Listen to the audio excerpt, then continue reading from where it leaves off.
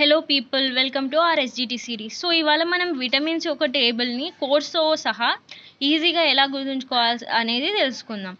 So first మనకేంటిది berry disease అని ఉంది. So ఇది ఏ విటమిన్ లోపం వల్ల వస్తుంది?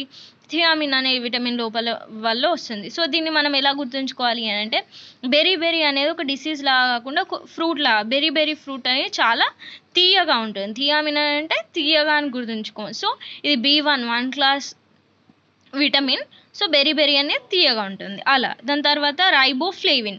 సో రైబోఫ్లేవిన్ని దీన్ని రైస్ బౌల్ లాగా గుర్తుంచుకోండి. రైబోఫ్లేవిన్ని రైస్ బౌల్ లాగా గుర్తుంచుకోండి. సో రైస్ బౌల్ ఇది బి ఉంది కదా, ఇందులో 2 letters ఉన్నాయి కదా. రైస్ బౌల్ అని 2 letters అనుకున్నాం కదా మనం.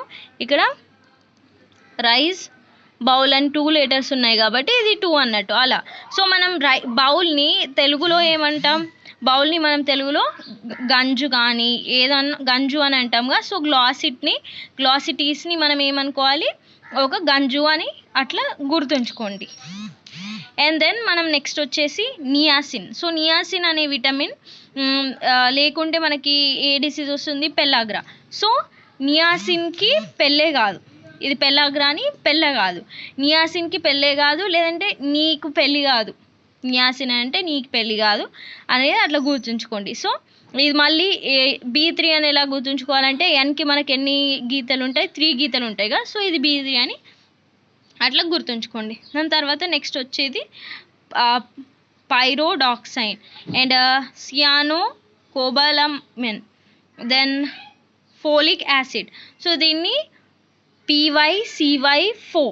సో పైసల్ ఫోయినైని మీరు పోయినై అని గుర్తుంచుకోండి. సో పైసల్ పోయినై. ఈ మూడికి కూడా మనకేంటిది? అనీమియా అనేది ఒక కామన్ వర్డ్ అనేది వస్తుంది. సో దానిలాగా అట్లా గుర్తుంచుకోండి. ఈ పీని మనం ఇట్లా ఉంది కదా, సో దీన్ని ఉల్టా చేసి 6. సో కాబట్టి B6 అనేది వస్తుంది. దాని తర్వాత దీనికి B12. సో 6ని మల్టిప్లై అంటే డబల్ చేస్తే 12 వస్తుంది కదా. సో 12 అన్నట్టు. సో 12కి కూడా అనీమియా. ఫోలిక్ యాసిడ్ కూడా మనకు అనీమియానే వస్తుంది. దాని తర్వాత ప్యాంటోథెనిక్ యాసిడ్కి బర్నింగ్ ఫీడ్. సో ప్యాంట్ ఉంది కదా ఇక్కడ, PA అంటే ప్యాంట్ దేనికి వేసుకుంటాం? కాళ్ళకి వేసుకుంటాం కదా. సో బర్నింగ్ ఫీడ్, ప్యాంట్ దేనికి వేసుకుంటాం? కాళ్ళకి వేసుకుంటాం. సో మనకు ప్యాంటోథెనిక్ యాసిడ్ అనే విటమిన్ లేకుంటే బర్నింగ్ ఫీట్ అనే డిసీజ్ వస్తుందని అట్లా గుర్తుంచుకోండి. దాని తర్వాత బయోటిన్ అనేది నర్వ్స్ డిసార్డర్కి సంబంధించింది. సో దీన్ని నార్మల్గా దీనికి కొంచెం కోడ్స్ ఏం లేకున్నా అని బయోటిన్ నర్వ్స్ డిసార్డర్.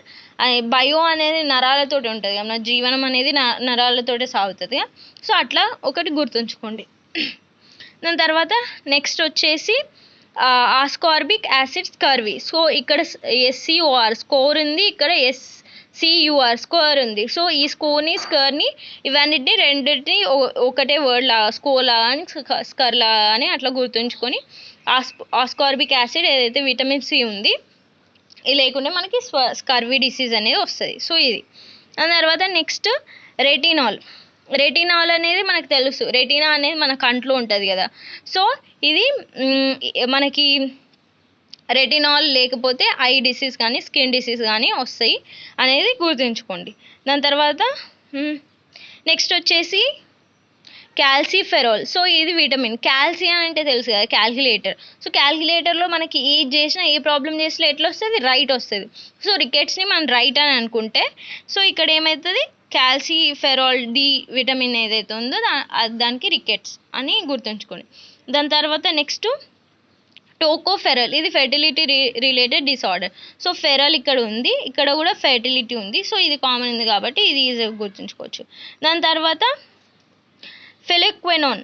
సో ఇది problems related to blood clotting అన్నట్టు. సో ఏదైతే K విటమిన్ మనకు తెలుసు, ఆ K విటమిన్ అనేది లేకుంటే బ్లడ్ క్లాటింగ్ అనేది ఆ రిలేటెడ్ ప్రాబ్లమ్స్ వస్తాయి. బ్లడ్ క్లాటింగ్ అనేది తొందరగా కాదు అని చెప్పేసి బ్లీడింగ్ ఎక్కువ అవుతుంది. సో దీన్ని ఒకదాన్ని గుర్తుంచుకోనికి ట్రై చేయండి. సో ఇలాంటి మరిన్ని వీడియోస్ కోసం సబ్స్క్రైబ్ టు ప్రణీత పూకల్కర్ ఛానల్. మీకు నచ్చితే కనుక ఒక లైక్ కొట్టండి, కామెంట్ చేయండి. Thank you.